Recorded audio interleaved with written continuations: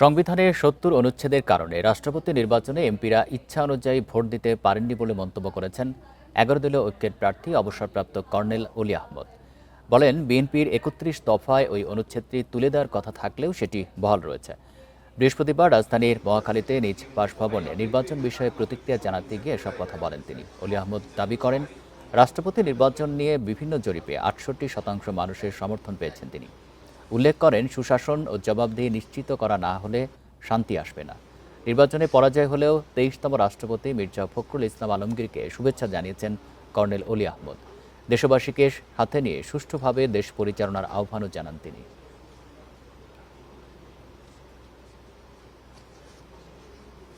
রাষ্ট্রপতি নির্বাচিত হওয়ায় জনাব মির্জা ফখরুল ইসলাম আলমগীর সাহেবকে আন্তরিক অভিনন্দন, শুভেচ্ছা জানাচ্ছি। রাষ্ট্রপতি হিসেবে দায়িত্ব পালনকালে আপনার সুস্বাস্থ্য ও সাফল্য কামনা করি।